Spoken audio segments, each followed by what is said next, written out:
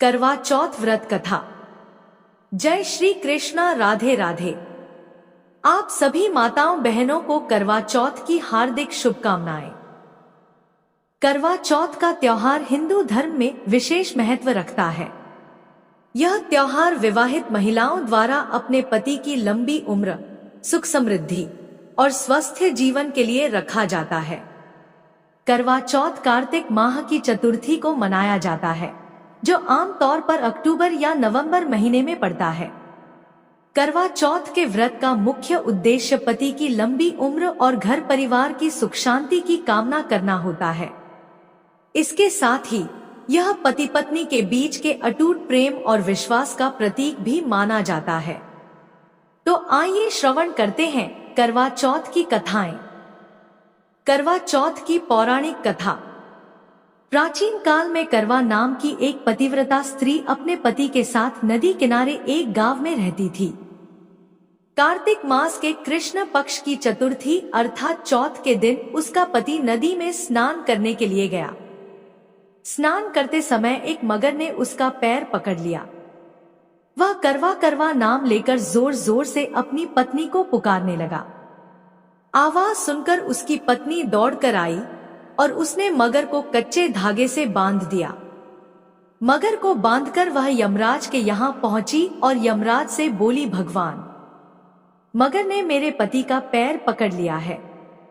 अतः पैर पकड़ने के अपराध में आप अपने बल से उस मगर को नरक में ले जाओ।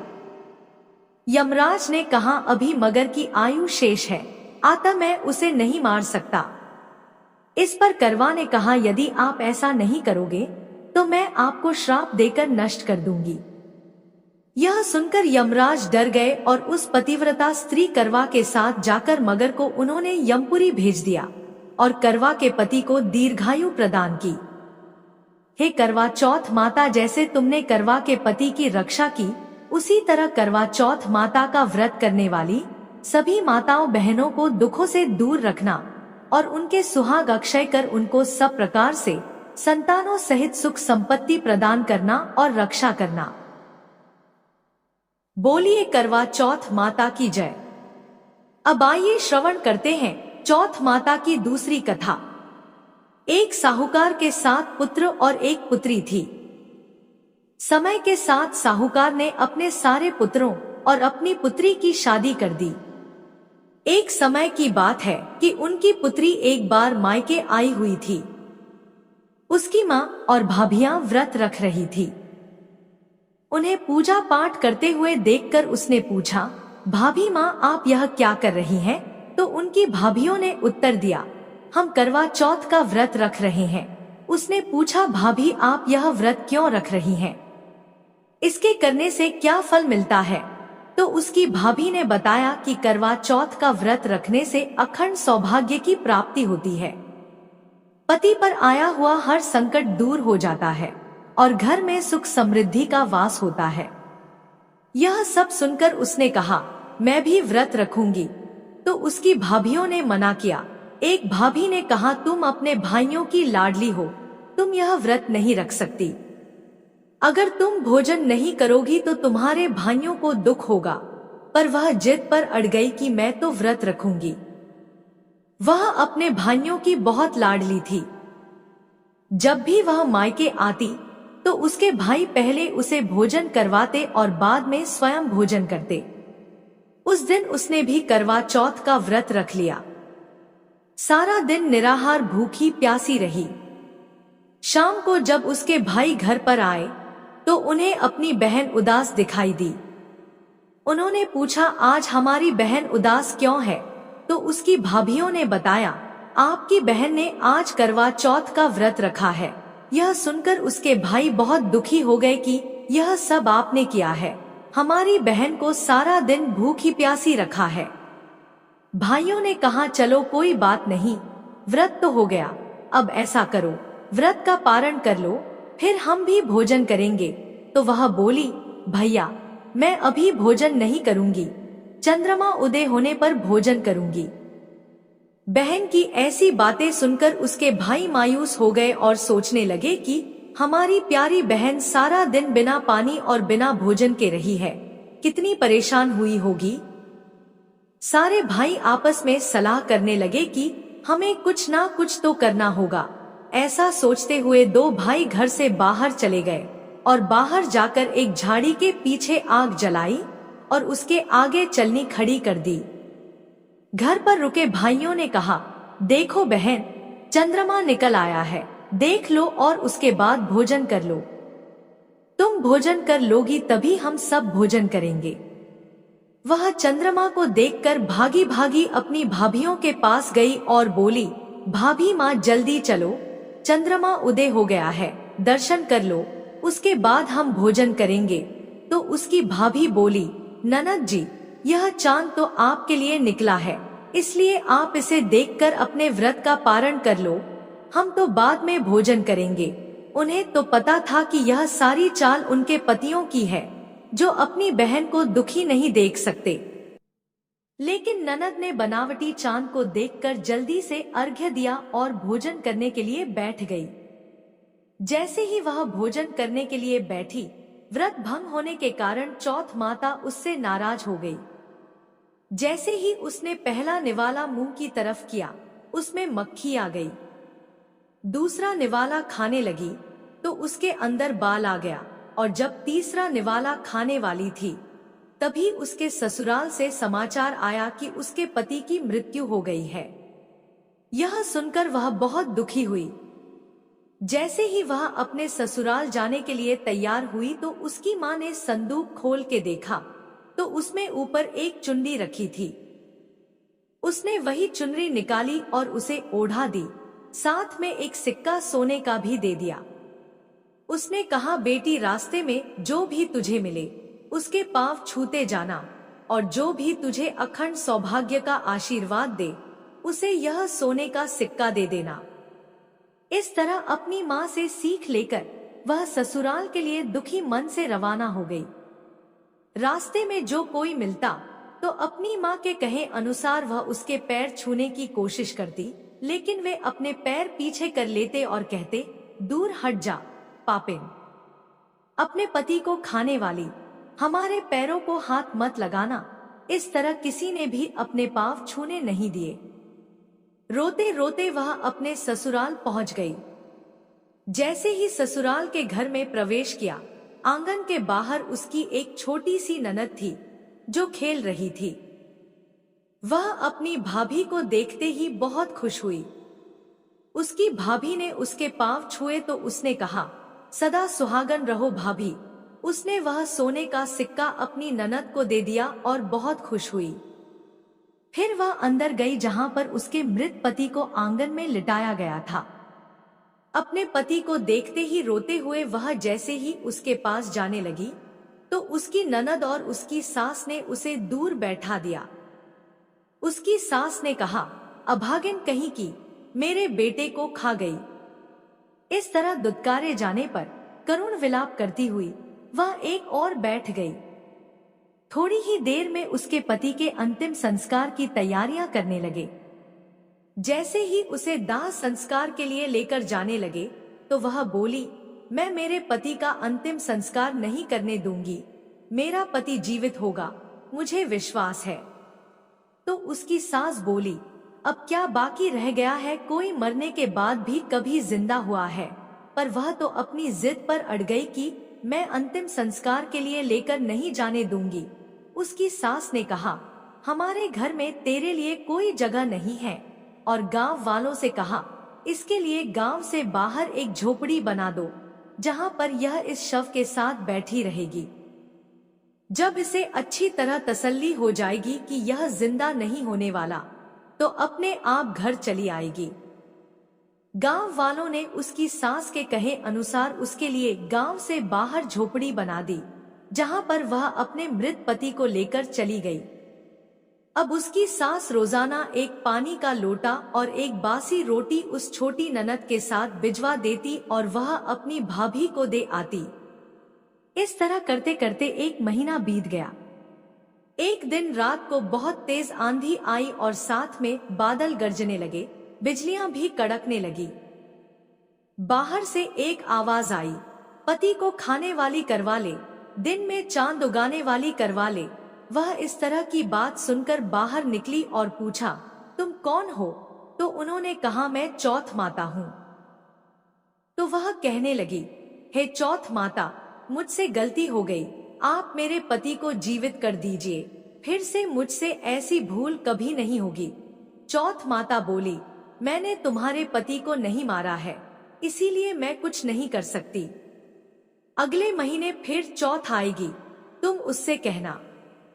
एक महीने बाद फिर चतुर्थी के दिन जोर से आंधी चलने लगी, बादल गरजने लगे, बिजलियां चमकने लगी, और फिर वही आवाज आई, अपने पति को मारने वाली करवा ले, दिन में चांद उगाने वाली करवा ले। वह भागकर बाहर निकली और पूछा, तुम कौन हो? तो उन्होंने कहा, मैं पौष माह की चौथ माता हूँ।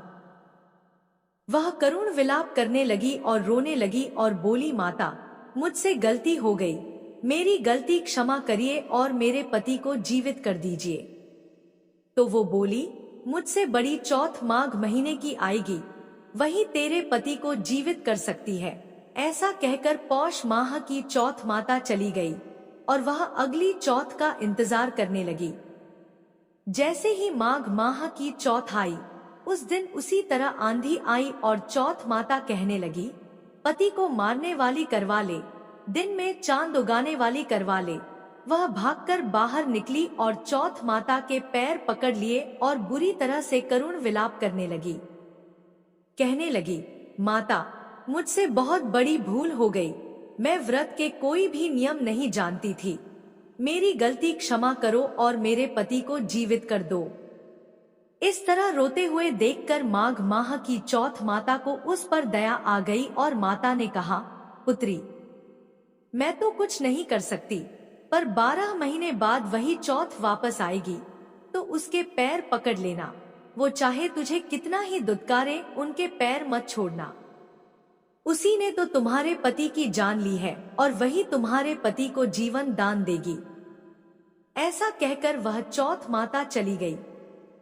जब उसके पति को मरे हुए पूर्व 12 महीने हो गए, तो फिर करवा चौथ का व्रत आया। उसने करवा चौथ का व्रत रखा और रात को उसी तरह आंधी आई, बादल गरजने लगे, बिजलियां चमकने लगी और चौथ माता वही कहने लगी कि पति को मारने वाली करवा ले, दिन में चांद उगाने वाली करवा ले। तो वह भागकर बाहर निकली और चौथ माता के पैर पकड़ लिए और रोने लगी। उसने कहा, चौथ माता, मुझसे गलती हो गई, मेरी गलती क्षमा करो, 1 साल हो गया है मुझे तपस्या करते हुए, अब तुम मेरे पति को जीवित कर दो। तो चौथ माता बोली, तू पापन है, तूने मेरे व्रत को भंग किया है, इसीलिए तेरे पति की जान गई है, मैं कुछ नहीं कर सकती, मेरा पैर छोड़ो। पर उसने चौथ माता के पैर नहीं छोड़े। प्रिय श्रोताओं, फिर क्या था, माँ तो माँ होती है। चौथ माता को उस पर दया आ गई और माँ ने अपनी अंगुली काटकर अपने खून का छींटा उसके पति पर दिया। तो उसका पति जीवित होकर बैठ गया और कहने लगा, आज मुझे नींद बहुत गहरी आ गई थी। तो उसकी पत्नी बोली, ऐसी नींद तो किसी दुश्मन को भी न आए। यह कहते हुए उसने सारी बात अपने पति को बता दी। फिर दूसरे दिन सुबह दोनों चौपड़ पासा खेल रहे थे, तभी उसकी ननद रोटी और पानी का लोटा लेकर आई। तो उसने देखा कि झोपड़ी की जगह बहुत ही सुंदर महल खड़ा था और उसके अंदर उसके भाई भाभी चौपड़ पासा खेल रहे थे।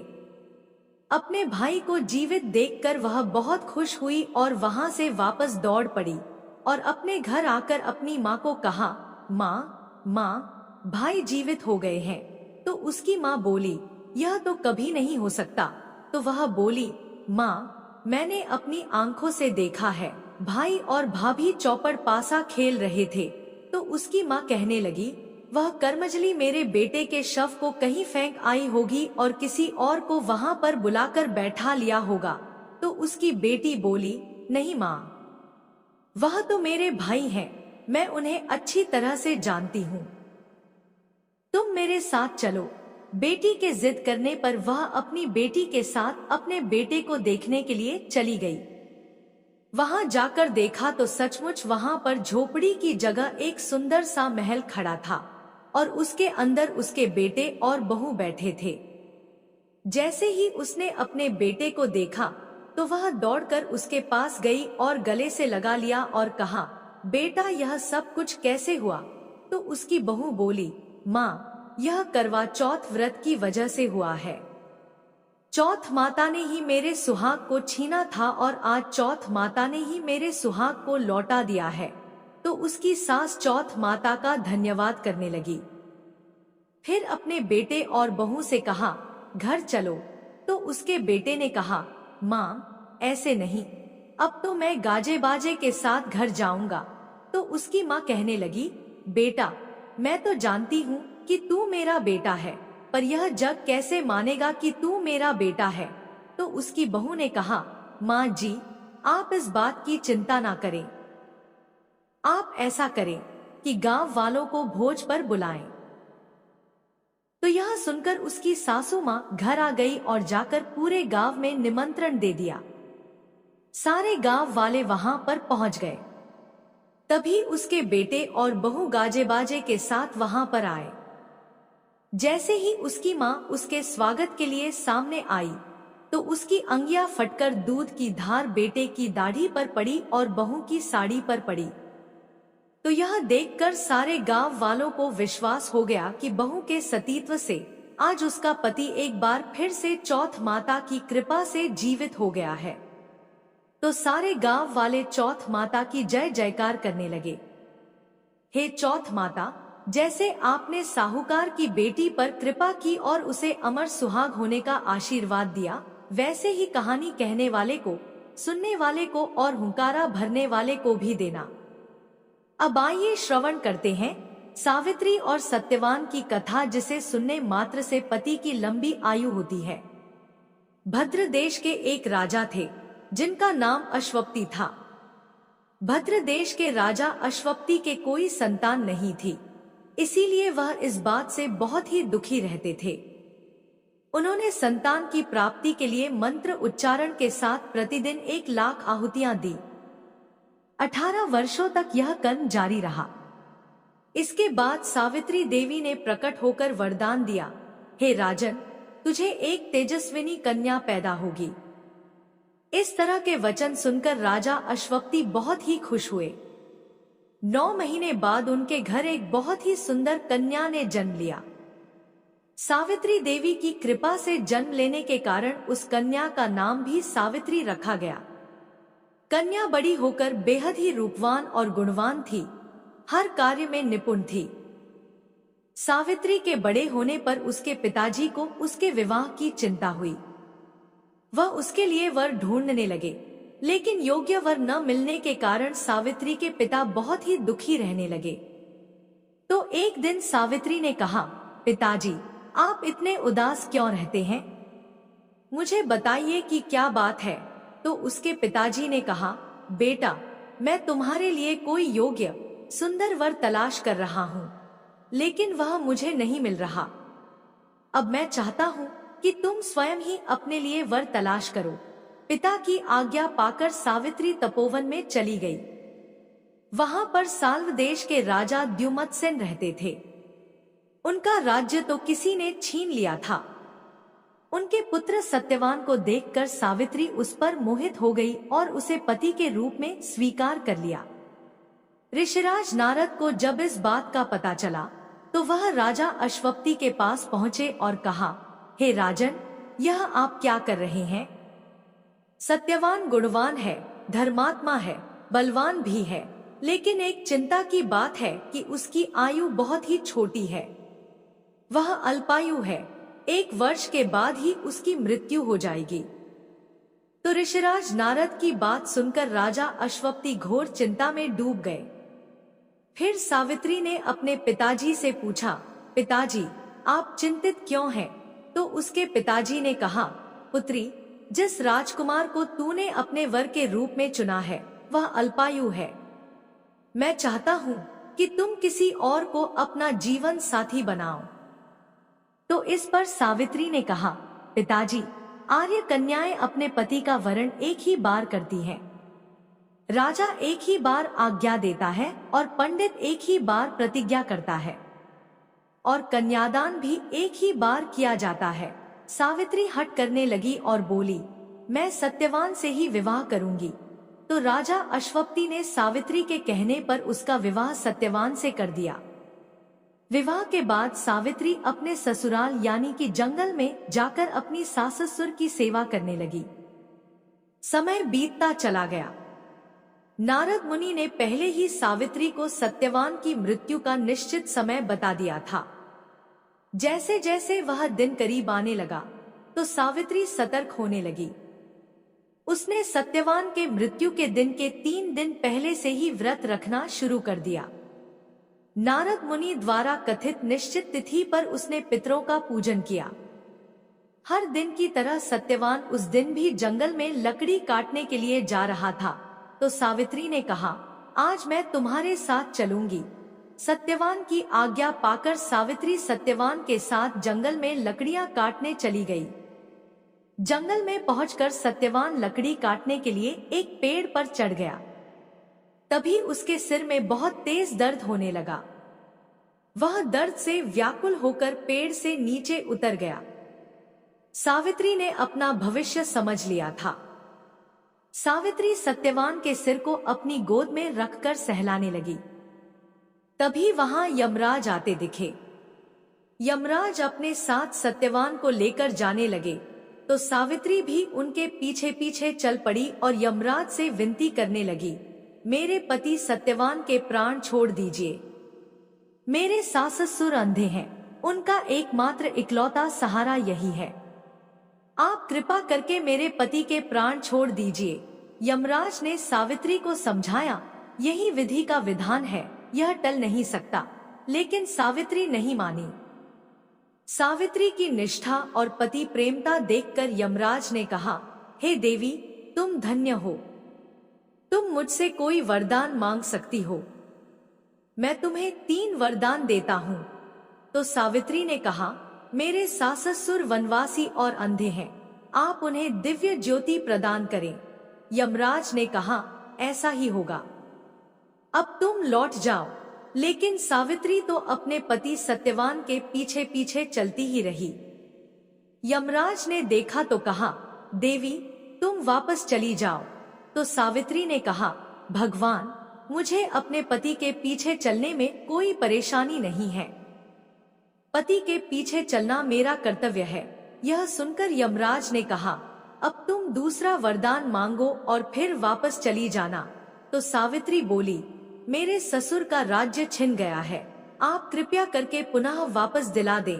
यमराज ने सावित्री को यह वरदान भी दे दिया और कहा, अब तुम लौट जाओ।